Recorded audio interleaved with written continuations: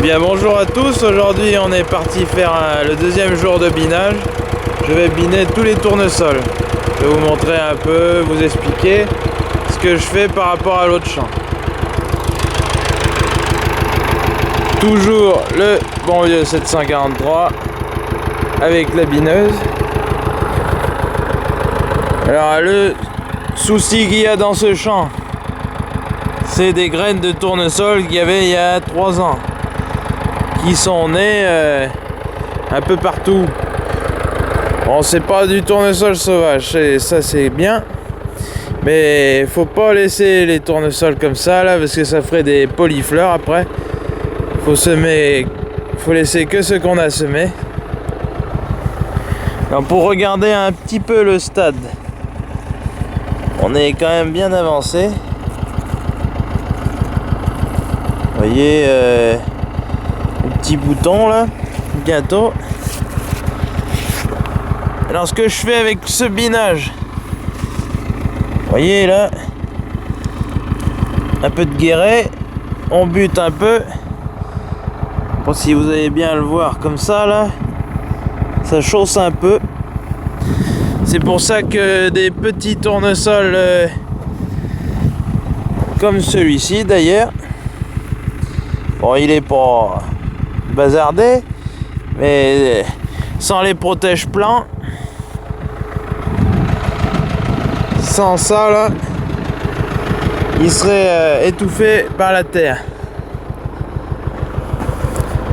Et dans l'ensemble, ce que je voulais détruire aussi, c'est des mauvaises herbes qui restaient. Bon, il n'y en a pas beaucoup, heureusement. C'est déjà ça. Et après, je vais vous montrer. Hop.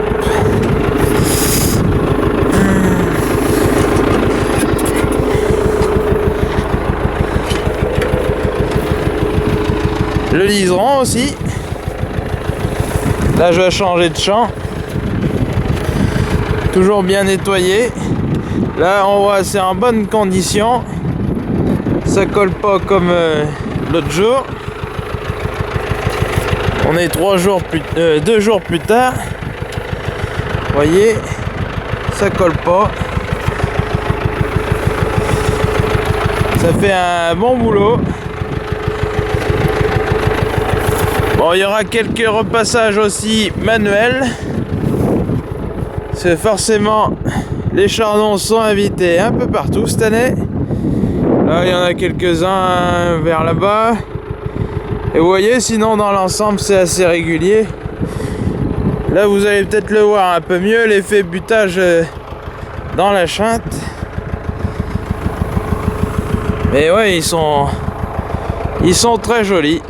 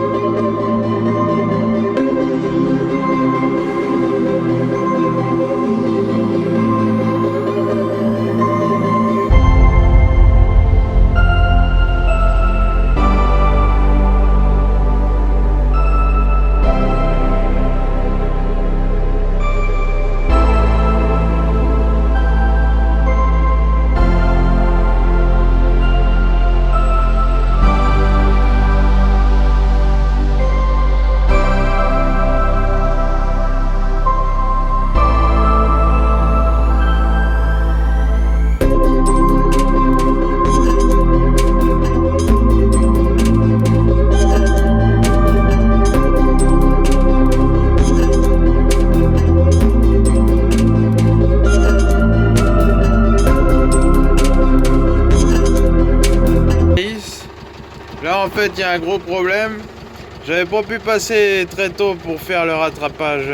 J'avais pas pu faire du tout de désherbage au semis, ni à la levée. J'étais passé à 5 feuilles et c'était trop tard pour les paniques. Là vous voyez tout ce qu'il y a entre. Je vais essayer de les faire crever avec le soleil. Et s'il faut, ben, je repasserai un coup de bineuse. C'est assez embêtant parce que bon, le maïs, là il y a du liseron. Je vais éviter d'attendre de trop. Parce qu'après ça bourre dans les socs. Un petit rapace. Ça c'est très utile. Là, il fait la traînée, là, il regarde s'il y a des mulots à manger ou diverses choses. Moi j'adore le voir parce qu'il fait une espèce de ronde là sur le bois là. Et c'est un peu pratique parce que ça effarouche un peu les palombes. C'est souvent les palombes se mettent dans ce bois là pour manger le tournesol.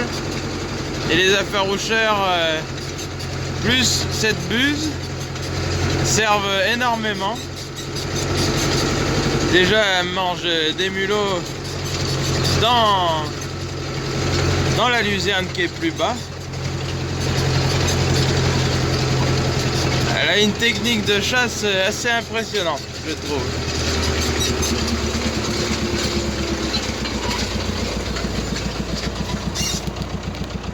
Je voulais vous montrer à peu près. Là, je mets pas les protège-plans. Ils arrivent à tourner, vous voyez, avec les tournesols qui sont assez hauts. Il y a des zones néanmoins qui sont pas trop hautes, mais je ne les recouvre pas. Il y en a peut-être quelques-uns qui arrivent à être recouverts, mais ça va à peu près, il n'y a pas trop de pertes. Alors ce que j'ai fait, moi, je fais les tours. Et après, j'essaye de faire des entaches vraiment très courtes. C'est pour ça que j'ai le 743 pour essayer d'éviter de casser le moins de tournesol en faisant des grands demi-tours. Ça arrive qu'en pointe comme ça, je fasse des marches arrière. Là, ce passage est fait dans l'autre sens. L'autre, comme ça, j'ai fait. Et là, il faut que je prenne celui-là. J'ai essayé de trouver des creux pour essayer de pétiner le moins de tournesol en tournant. Et tout à l'heure, comme ça, à l'autre bout, je suis nickel. Je fais 1 sur 2. Et des fois, en pointe, j'arrive à reprendre le passage juste à côté des 4 ans. Comme ça, je piétine encore moins de pieds.